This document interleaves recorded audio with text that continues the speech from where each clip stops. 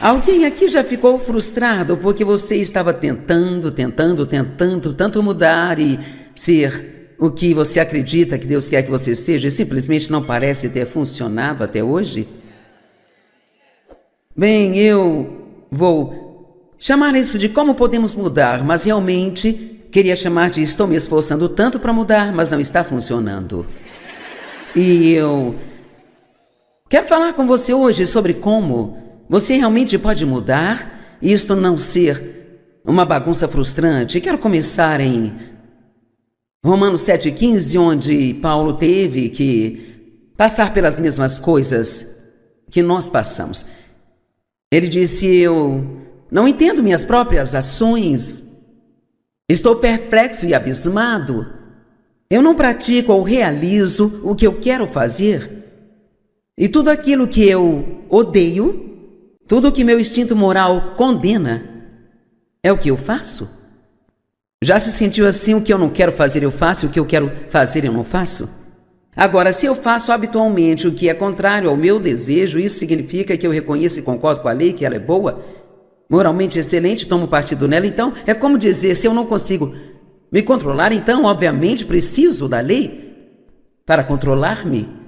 No entanto, não sou mais eu que faço a ação, mas o princípio do pecado que toma conta de mim tem posse de mim. Agora, sabe, ele continua assim por alguns versos e, honestamente, como um cristão novo, e no momento que você lê isso, você acha que ou Paulo era louco ou porque é como se, bem, Paulo, você fez isso, mas se você está dizendo que não fez, então quem fez? Basicamente, ele está falando sobre seu velho homem versus a nova realidade da criação. Então, ele está dizendo, eu realmente não fiz isso, e ele quis dizer que como uma nova criação, seu novo espírito, ele não queria fazer aquilo.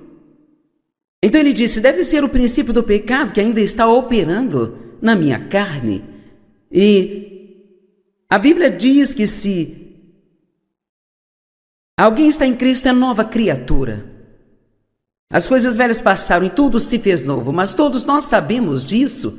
Cremos nessa escritura e a explicarei, mas todos sabemos que no minuto em que nascemos de novo, nem tudo muda, sabe? Sabe, se você era impaciente, você não se torna paciente de repente. Se você tinha um mau humor, não supera isso de repente. Agora, há coisas das quais as pessoas são libertas a partir do momento em que são salvas. Eu já ouvi falar de pessoas que eram viciadas em drogas e foram libertas instantaneamente. Meu pai tinha uma boca muito suja. Ele usava uma linguagem muito feia durante a minha infância, sabe? Ele nasceu de novo aos 83 anos e desde então nunca mais ouvi falar um palavrão. E assim tem coisas que mudam, mas todos nós passamos por um processo e um processo significa que isso demanda tempo e parece que dura a vida toda, o que honestamente realmente dura, porque até que Jesus volte para nos buscar, enquanto vivemos desses corpos carnais, todos teremos algumas coisas aparecendo de tempos em tempos, sabe? No entanto, continuamos melhorando. E essa é uma boa notícia. Quanto mais você anda com Deus, então mais você começa a se comportar como Jesus. Mas se esta escritura diz que se alguém está em Cristo é uma nova criatura, que as coisas velhas passaram e tudo se fez novo, mas na prática nem todas as coisas velhas passaram. Então, do que ele estava falando? Eu acredito que quando nascemos de novo nos tornamos uma argila espiritual novinha. Eu trouxe um pouco de argila, mas na verdade é massinha. E veja, antes de nascer de novo, você é duro de coração, é imóvel, não pode ser moldado ou trabalhado. Você tem suas próprias ideias, mas quando você nasce de novo, Deus lhe dá um novo espírito e um novo coração. E então, interiormente, você se torna mais macio e flexível e moldável. E Deus pode trabalhar com você e fazer coisas em sua vida. Já peço desculpas adiantado, esta é uma representação terrível, mas vamos fingir que este é Jesus. Nós sabemos que ele não é um Jesus de massinha, mas agora isso foi o melhor que eu consegui encontrar. E eu gosto desse exemplo, eu uso há alguns anos, sabe? Então, nós devemos ser moldados à imagem de Jesus. O que significa que tem coisas em nós que não se encaixam, sabe? E então o que vai acontecer com tudo isso?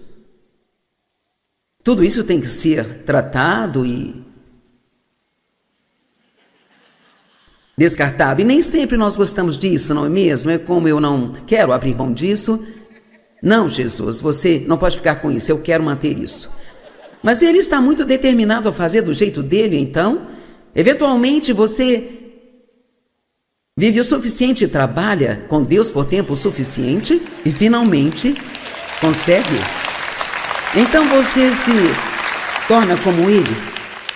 Romanos 8:29 diz: pois os que de antemão conheceu, de quem tinha conhecimento e amava desde antemão, ele também os destinou, ou predestinou desde o princípio para serem moldados conforme a imagem de seu Filho. Agora, ficamos um pouco confusos sobre a palavra predestinação. Quando Jesus nos predestina para algo, sabe? Isso não significa que tudo vai acontecer realmente enquanto nós não fazemos nada além de esperar que Deus faça aquilo. A predestinação significa que Deus predeterminou qual é a vontade dele para nós. E ele providenciou, agora ouça, tudo que é necessário para que isso aconteça. Mas Deus, ele trabalha conosco, não no nosso lugar, sabe? E assim, então, sempre teremos a nossa parte a fazer. A nossa parte, no entanto, em sermos transformados à imagem de Cristo, não é entrar nas obras da carne, tentando fazer acontecer, tentando mudar a si mesmo. É para nós aprendermos a cooperar com o Espírito Santo. E nós fazemos um esforço, mas o esforço que nós fazemos é um esforço liderado pelo Espírito, controlado pelo Espírito, energizado pelo Espírito. Agora, eu vou dizer isso novamente, porque se você não entender, há uma coisa que temos que entender, se um dia quisermos crescer e não ficar tão frustrados que queiramos nos matar, é que você tem que entender a diferença entre as obras da carne e a graça. As obras da carne são nossa energia gasta tentando fazer o trabalho de Deus.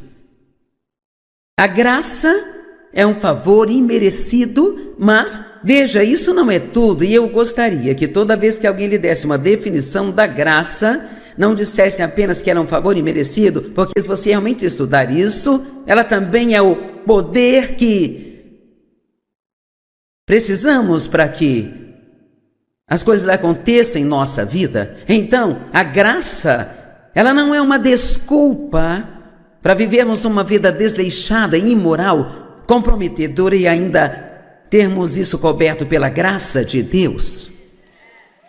Amém? Ela é o poder de não termos que viver assim. Amém?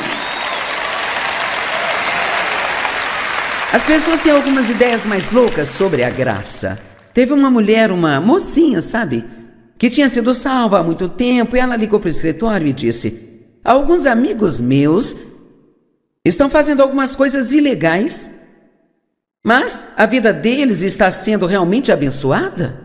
E assim, eles disseram que Deus os cobriu com a graça dele. Eu quero saber se isso é verdade. Eu disse, com certeza 100% não é verdade. E você diz, bem, então, por que as pessoas que estão vivendo vidas imorais são abençoadas? Posso te contar o segredo? O diabo pode lhe dar bênçãos. E sabe como eu sei disso? Porque ele disse a Jesus, em Lucas 4, quando o levou ao topo da montanha: se você se curvar apenas uma única vez, eu te darei todos esses reinos, toda a sua glória, toda a sua preeminência. Então você não pode julgar se uma pessoa está andando com Deus ou não, pelo quão abençoada ela é. Agora, se você andar com Deus e obedecê-lo, ele vai abençoá-lo. Mas as pessoas que são abençoadas não com as bênçãos que Deus deu a elas. Elas podem ter coisas, mas não têm alegria, elas não têm paz. Não podem estar satisfeitas, não importa o que tenham, e quanto mais elas têm, mais elas querem.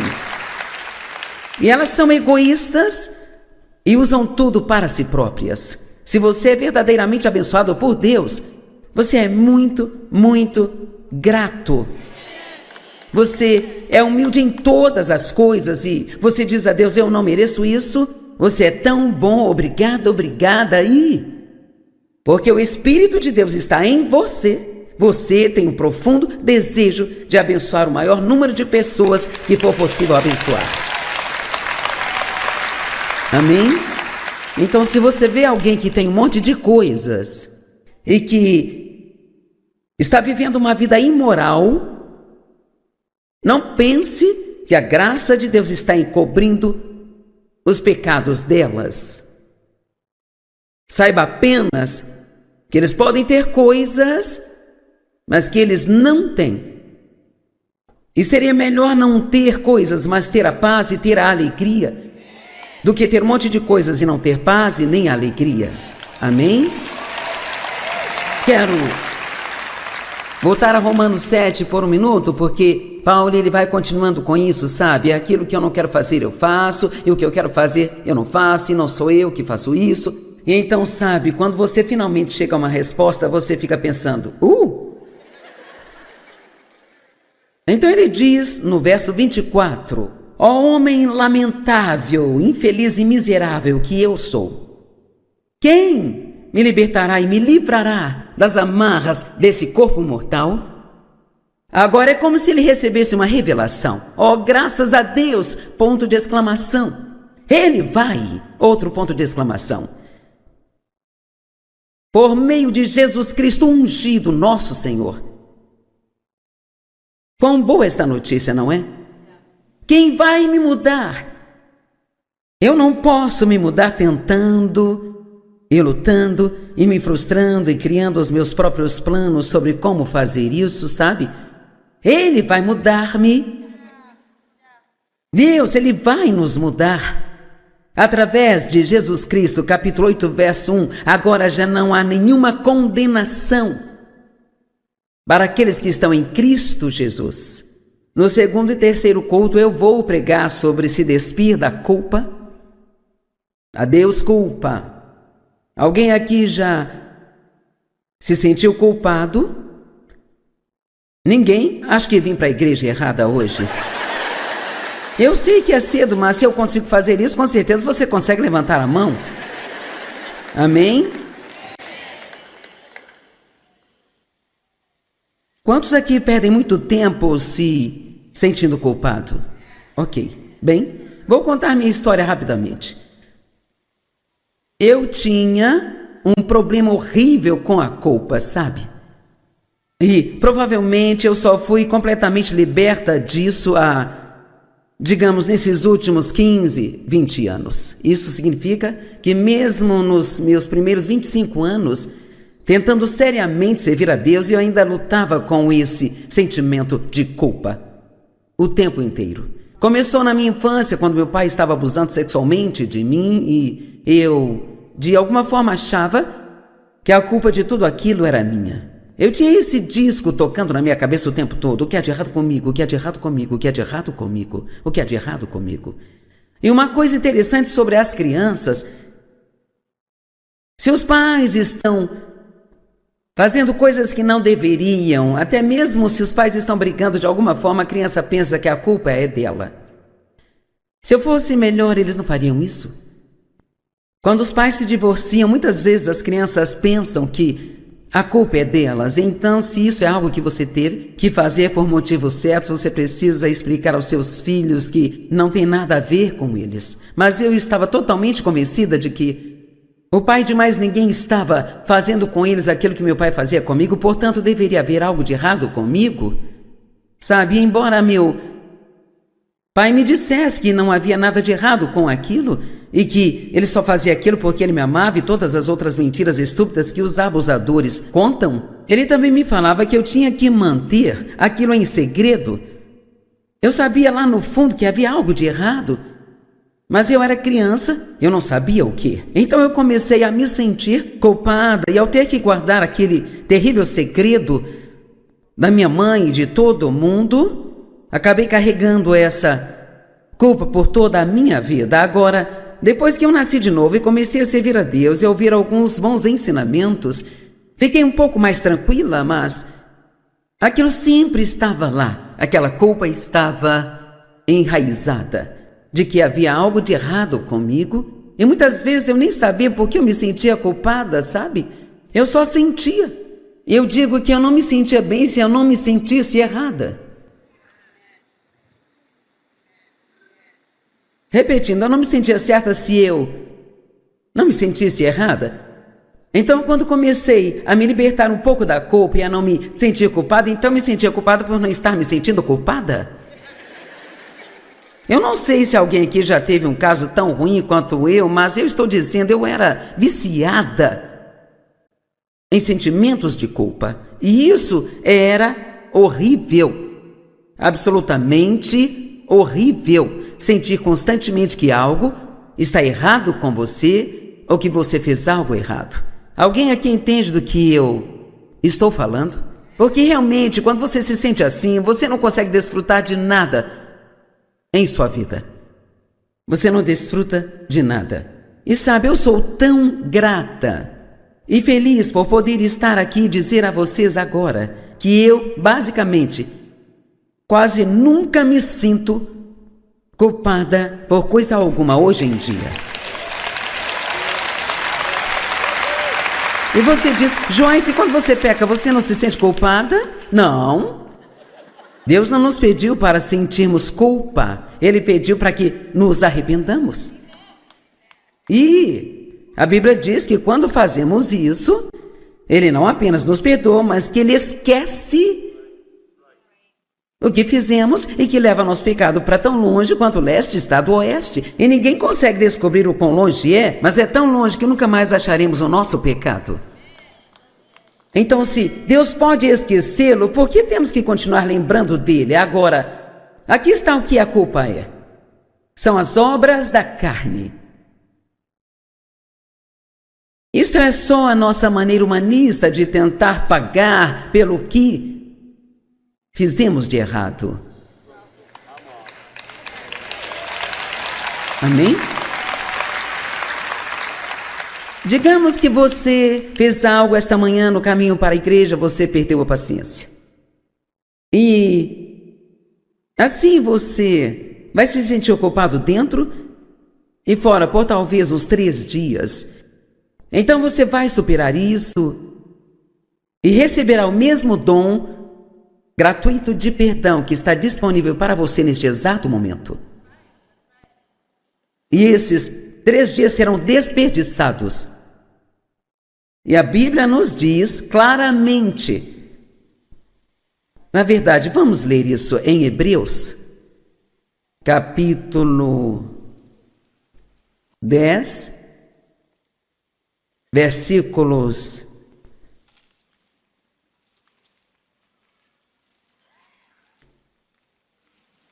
'Vou achar aqui.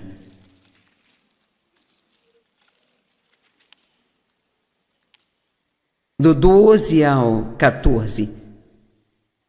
Enquanto este Cristo, depois de ter oferecido um único sacrifício pelos nossos pecados,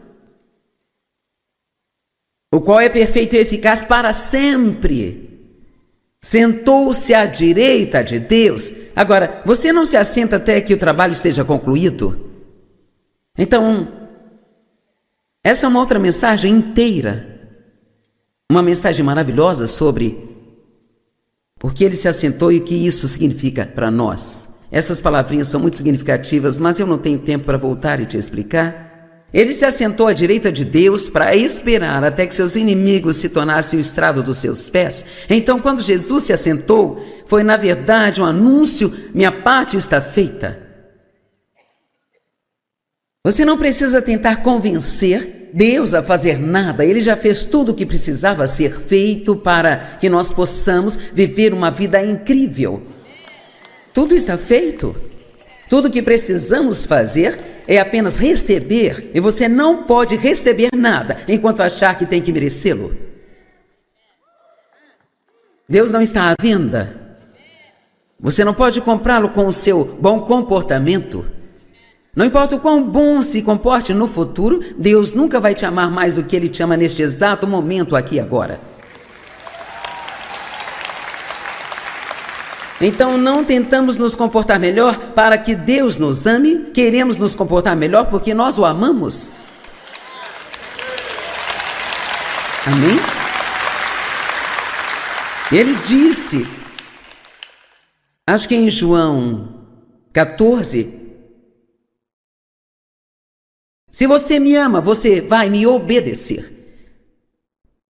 Então, na verdade, o grau em que nós obedecemos a Deus está correlacionado com o quanto nós o amamos. Ele não disse, se você me obedecer, eu vou amar você. Ele disse, se você me ama, você vai me obedecer. Tem uma grande diferença no que eu estou dizendo e no que eu vou querer falar nos 40 minutos que eu tenho aqui. Então você vai ter que ser muito afiado aqui para entender isso, porque eu quero que você seja feliz e desfrute a sua vida pela qual Jesus morreu para te dar. E você não pode ser feliz se você está frustrado o tempo todo sobre o quão longe tem que ir. Precisa comemorar o quão longe você já foi.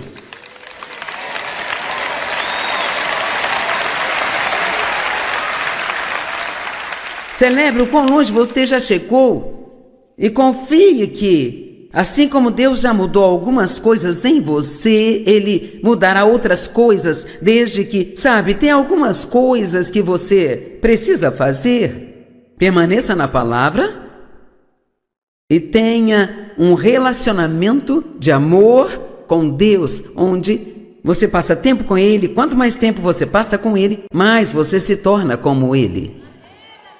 Deus criou um homem porque queria alguém para Ele amar e queria que alguém o amasse de volta.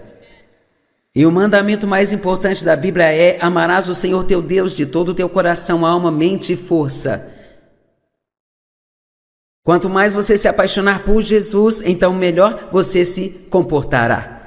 Agora, sabendo que Deus quer que mudemos, tentamos e tentamos e tentamos e tentamos e tentamos. E isso pode parecer nobre, mas não é isso que Deus está nos pedindo para fazer. Ele está nos pedindo para crermos, nos apoiarmos nele, confiarmos nele e sabermos que sem ele não podemos fazer nada. Se você pudesse mudar a si mesmo, levaria o crédito.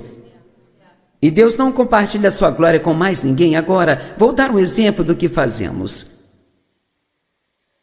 Sabe, eu não sou uma cristã nova, eu nasci de novo aos 9 anos, mas eu nunca tive nenhum ensinamento até os meus 30 e poucos anos, então, não importa quanto tempo você nasceu de novo, se não conhece nada, não pode mudar. E quando eu comecei a ouvir pregações muito boas, eu estava na igreja há muito tempo e eu estava ouvindo mensagens, mas não havia uma unção real, era muita religião. E quando eu comecei a ouvir o ensino bíblico muito bom e ungido, eu comecei a descobrir que eu tinha muitos problemas e, sabe, até então eu achava que Dave era o problema. Sabe, eu tinha certeza de que se ele mudasse, então eu seria feliz. Se ele me desse mais presentes, eu seria feliz. Se parasse de jogar golfe, eu seria feliz. Se ele não assistisse futebol todos os domingos, eu ficaria feliz. Eu me lembro do dia em que Dave me disse: eu fiz tudo o que eu sei para fazê-la feliz e você está determinado a ser infeliz, então eu quero te avisar que vou parar de tentar. E então ele disse: no entanto, eu vou ser feliz e eu vou desfrutar minha vida e você pode fazer o que você quiser.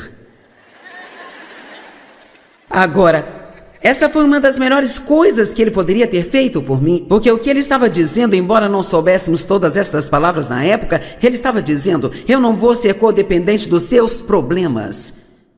Veja, se você está num relacionamento com alguém que é infeliz e você deixa que a sua felicidade dependa deles serem felizes ou não, aí você não está vivendo sua própria vida. você é codependente deles.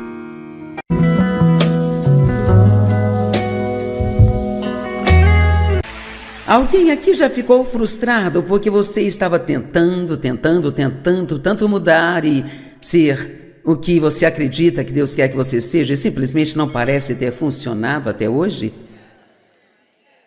Bem, eu vou chamar isso de como podemos mudar, mas realmente queria chamar de estou me esforçando tanto para mudar, mas não está funcionando.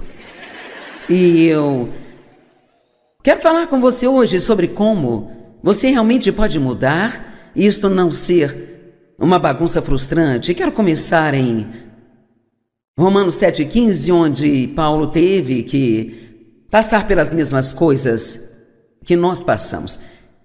Ele disse: eu não entendo minhas próprias ações, estou perplexo e abismado, eu não pratico ou realizo o que eu quero fazer, e tudo aquilo que eu odeio, tudo que meu instinto moral condena, é o que eu faço? Já se sentiu assim? O que eu não quero fazer eu faço, o que eu quero fazer eu não faço? Agora, se eu faço habitualmente o que é contrário ao meu desejo, isso significa que eu reconheço e concordo com a lei, que ela é boa, moralmente excelente, tomo partido nela. Então, é como dizer, se eu não consigo me controlar, então, obviamente, preciso da lei para controlar-me. No entanto, não sou mais eu que faço a ação, mas o princípio do pecado que toma conta de mim tem posse de mim. Agora, sabe, ele continua assim por alguns versos e, honestamente, como um cristão novo, e no momento que você lê isso, você acha que ou Paulo era louco ou porque é como se, bem, Paulo, você fez isso, mas se você está dizendo que não fez, então quem fez? Basicamente, ele está falando sobre seu velho homem versus a nova realidade da criação.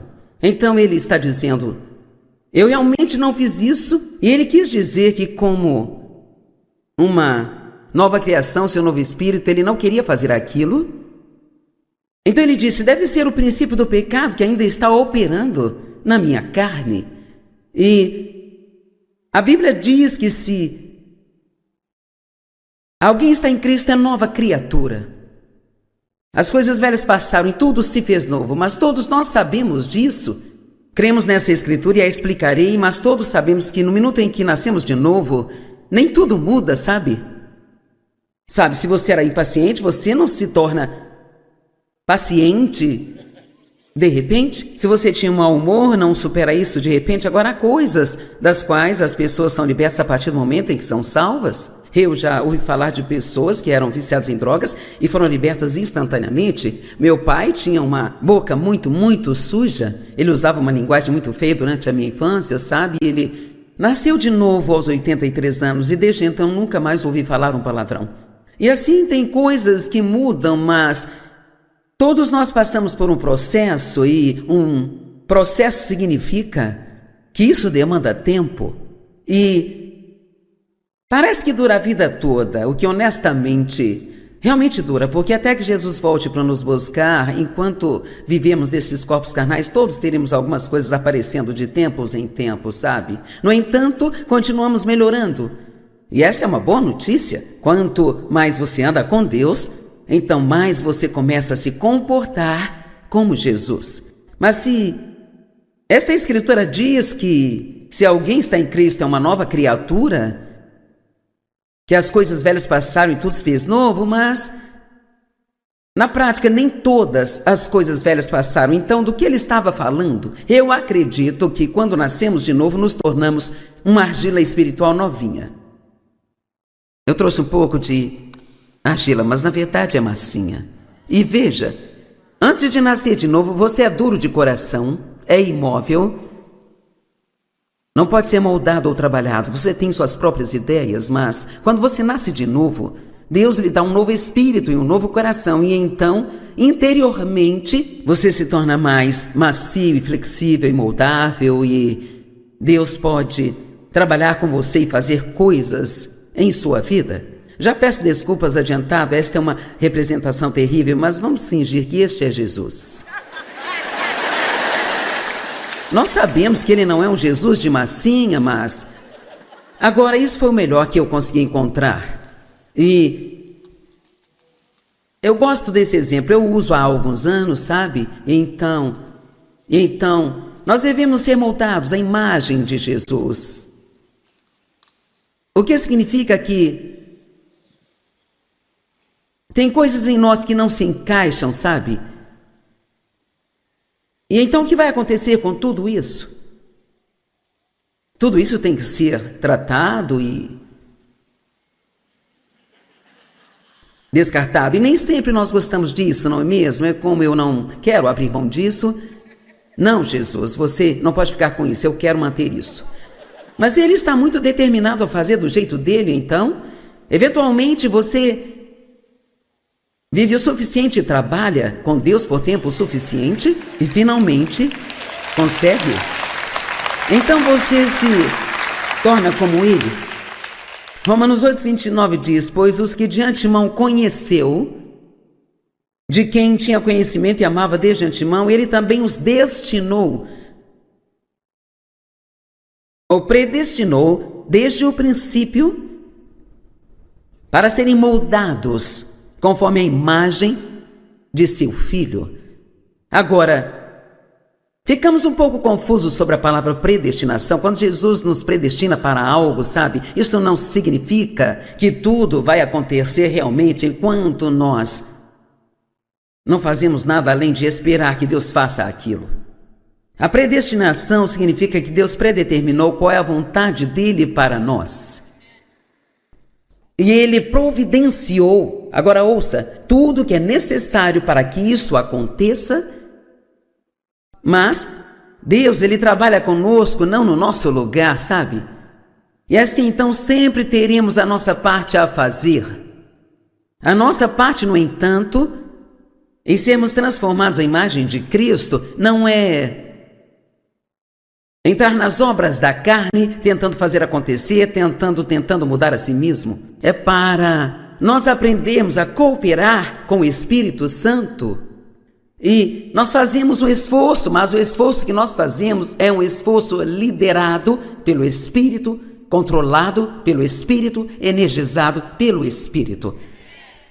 Agora, eu vou dizer isso novamente, porque se você não entender, há uma coisa que temos que entender: se um dia quisermos crescer e não ficar tão frustrados que queiramos nos matar, é que você tem que entender a diferença entre as obras da carne e a graça. As obras da carne são nossa energia gasta tentando fazer o trabalho de Deus. A graça é um favor imerecido, mas veja, isso não é tudo. E eu gostaria que toda vez que alguém lhe desse uma definição da graça, não dissesse apenas que era um favor imerecido, porque se você realmente estudar isso, ela também é o poder que precisamos para que as coisas aconteçam em nossa vida. Então, a graça, ela não é uma desculpa para vivermos uma vida desleixada e imoral, comprometedora e ainda termos isso coberto pela graça de Deus. Amém?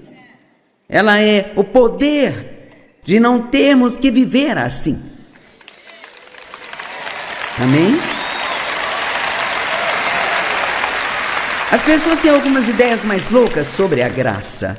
Teve uma mulher, uma mocinha, sabe, que tinha sido salva há muito tempo, e ela ligou para o escritório e disse: alguns amigos meus estão fazendo algumas coisas ilegais, mas a vida deles está sendo realmente abençoada. E assim, eles disseram que Deus os cobriu com a graça dele. Eu quero saber se isso é verdade. Eu disse, com certeza 100% não é verdade. E você diz: bem, então por que as pessoas que estão vivendo vidas imorais são abençoadas? Posso te contar o segredo: o diabo pode lhe dar bênçãos. E sabe como eu sei disso? Porque ele disse a Jesus, em Lucas 4, quando o levou ao topo da montanha: se você se curvar apenas uma única vez, eu te darei todos esses reinos, toda a sua glória, toda a sua preeminência. Então você não pode julgar se uma pessoa está andando com Deus ou não, pelo qual abençoada ela é. Agora, se você andar com Deus e obedecê-lo, Ele vai abençoá-lo. Mas as pessoas que são abençoadas, não com as bênçãos que Deus deu a elas, elas podem ter coisas, mas não têm alegria, elas não têm paz. Não podem estar satisfeitas, não importa o que tenham, e quanto mais elas têm, mais elas querem. E elas são egoístas e usam tudo para si próprias. Se você é verdadeiramente abençoado por Deus, você é muito, muito grato. Você é humilde em todas as coisas e você diz a Deus, eu não mereço isso. Você é tão bom, obrigado, obrigada. E porque o Espírito de Deus está em você, você tem um profundo desejo de abençoar o maior número de pessoas que for possível abençoar. Amém? Então, se você vê alguém que tem um monte de coisas e que está vivendo uma vida imoral, não pense que a graça de Deus está encobrindo os pecados delas. Saiba apenas que eles podem ter coisas, mas que eles não têm. E seria melhor não ter coisas, mas ter a paz e ter a alegria, do que ter um monte de coisas e não ter paz e nem alegria. Amém? Quero voltar a Romanos 7 por um minuto, porque Paulo ele vai continuando com isso, sabe? Aquilo que eu não quero fazer eu faço, e o que eu quero fazer eu não faço, e não sou eu que faço isso. E então, sabe, quando você finalmente chega a uma resposta, você fica pensando, Então ele diz no verso 24, ó homem lamentável, infeliz e miserável que eu sou, quem me libertará e me livrará das amarras desse corpo mortal?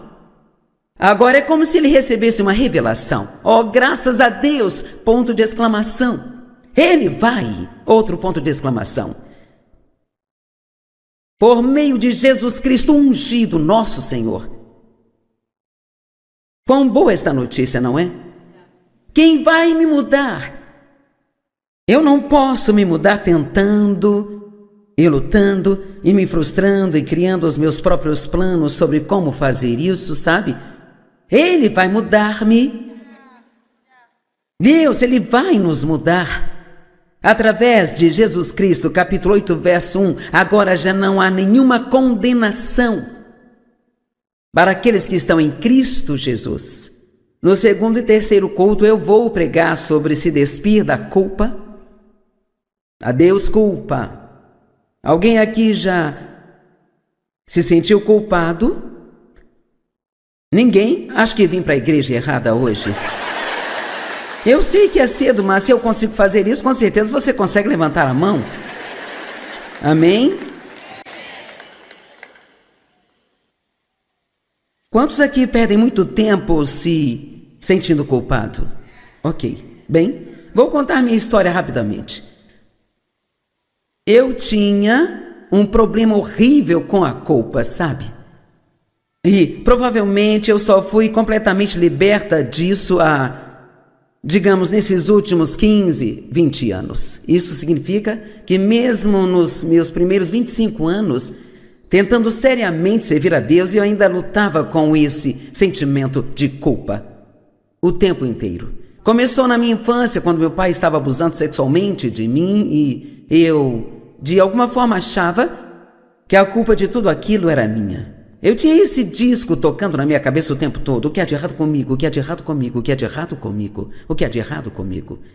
E uma coisa interessante sobre as crianças, se os pais estão fazendo coisas que não deveriam, até mesmo se os pais estão brigando de alguma forma, a criança pensa que a culpa é dela. Se eu fosse melhor, eles não fariam isso?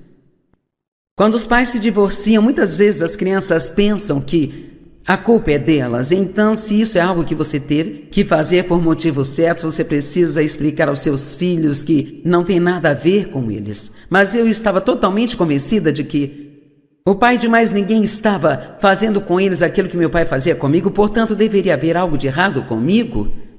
Sabe, embora meu pai me dissesse que não havia nada de errado com aquilo e que ele só fazia aquilo porque ele me amava e todas as outras mentiras estúpidas que os abusadores contam, ele também me falava que eu tinha que manter aquilo em segredo.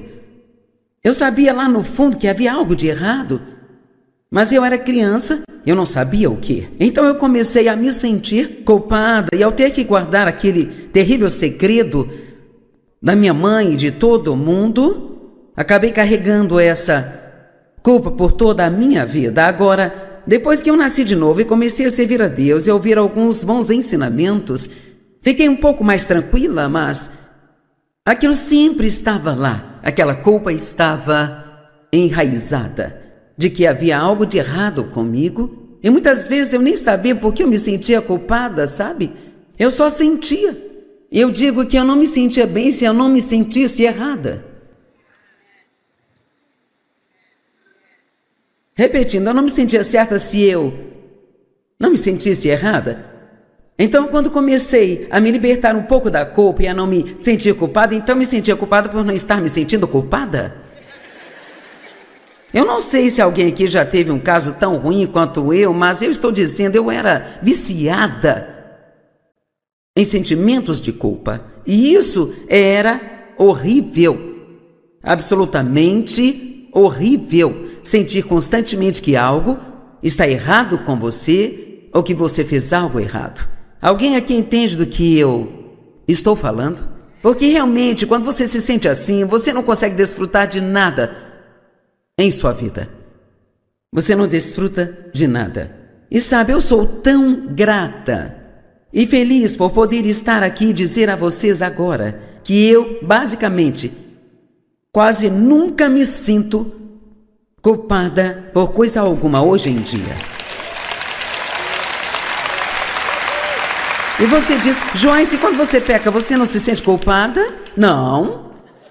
Deus não nos pediu para sentirmos culpa. Ele pediu para que nos arrependamos. E a Bíblia diz que quando fazemos isso, Ele não apenas nos perdoa, mas que Ele esquece o que fizemos e que leva nosso pecado para tão longe quanto o leste está do oeste. E ninguém consegue descobrir o quão longe é, mas é tão longe que nunca mais acharemos o nosso pecado. Então, se Deus pode esquecê-lo, por que temos que continuar lembrando dele? Agora, aqui está o que a culpa é. São as obras da carne. Isto é só a nossa maneira humanista de tentar pagar pelo que fizemos de errado. Amém? Digamos que você fez algo esta manhã no caminho para a igreja, você perdeu a paciência. E assim você vai se sentir culpado dentro e fora por talvez uns 3 dias. Então você vai superar isso e receberá o mesmo dom gratuito de perdão que está disponível para você neste exato momento. E esses 3 dias serão desperdiçados. E a Bíblia nos diz claramente. Na verdade, vamos ler isso em Hebreus, capítulo 10, versículos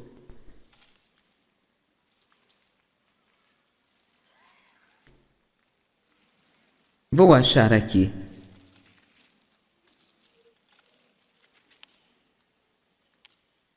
Do 12 ao 14. Enquanto este Cristo, depois de ter oferecido um único sacrifício pelos nossos pecados, o qual é perfeito e eficaz para sempre, sentou-se à direita de Deus. Agora, você não se assenta até que o trabalho esteja concluído? Então, essa é uma outra mensagem inteira. Uma mensagem maravilhosa sobre porque ele se assentou e o que isso significa para nós. Essas palavrinhas são muito significativas, mas eu não tenho tempo para voltar e te explicar. Ele se assentou à direita de Deus para esperar até que seus inimigos se tornassem o estrado dos seus pés. Então, quando Jesus se assentou, foi na verdade um anúncio: minha parte está feita. Você não precisa tentar convencer Deus a fazer nada. Ele já fez tudo o que precisava ser feito para que nós possamos viver uma vida incrível. Tudo está feito. Tudo o que precisamos fazer é apenas receber. E você não pode receber nada enquanto achar que tem que merecê-lo. Deus não está à venda. Você não pode comprá-lo com o seu bom comportamento. Não importa o quão bom se comporte no futuro, Deus nunca vai te amar mais do que Ele te ama neste exato momento, aqui e agora. Então não tentamos nos comportar melhor para que Deus nos ame, queremos nos comportar melhor porque nós o amamos. Amém? Ele disse, acho que em João 14, se você me ama, você vai me obedecer. Então, na verdade, o grau em que nós obedecemos a Deus está correlacionado com o quanto nós o amamos. Ele não disse, se você me obedecer, eu vou amar você. Ele disse, se você me ama, você vai me obedecer. Tem uma grande diferença no que eu estou dizendo e no que eu vou querer falar nos 40 minutos que eu tenho aqui. Então você vai ter que ser muito afiado aqui para entender isso, porque eu quero que você seja feliz e desfrute a sua vida pela qual Jesus morreu para te dar. E você não pode ser feliz se você está frustrado o tempo todo sobre o quão longe tem que ir. Precisa comemorar o quão longe você já foi.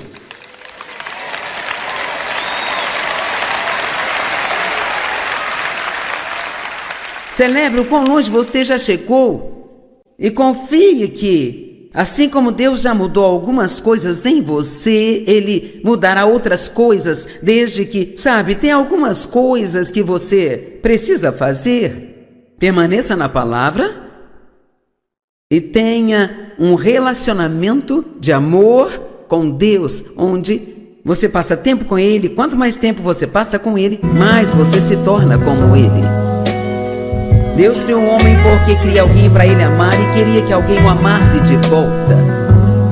E o mandamento mais importante da Bíblia é: amarás o Senhor teu Deus de todo o teu coração, alma, mente e força.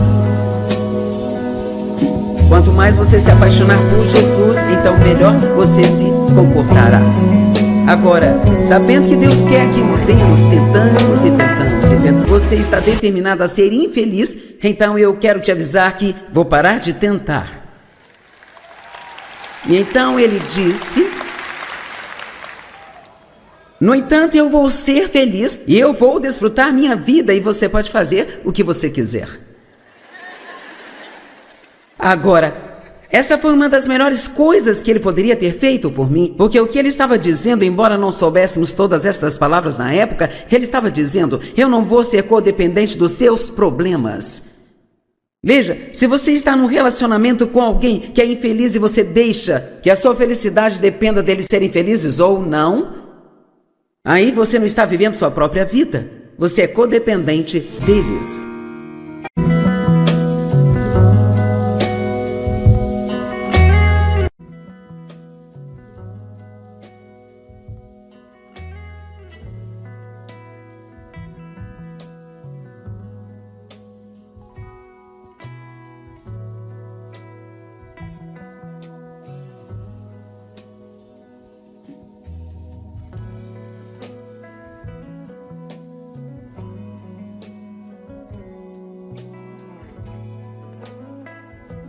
Se mais presentes, eu seria feliz. Se parasse de jogar golfe, eu seria feliz. Se ele não assistisse futebol todos os domingos, eu ficaria feliz. Eu me lembro do dia em que Dave me disse, eu fiz tudo o que eu sei para fazê-la feliz e você está determinado a ser infeliz, então eu quero te avisar que vou parar de tentar. E então ele disse, no entanto, eu vou ser feliz e eu vou desfrutar minha vida e você pode fazer o que você quiser. Agora, essa foi uma das melhores coisas que ele poderia ter feito por mim, porque o que ele estava dizendo, embora não soubéssemos todas estas palavras na época, ele estava dizendo, eu não vou ser codependente dos seus problemas. Veja, se você está num relacionamento com alguém que é infeliz e você deixa que a sua felicidade dependa deles serem felizes ou não, aí você não está vivendo sua própria vida. Você é codependente deles.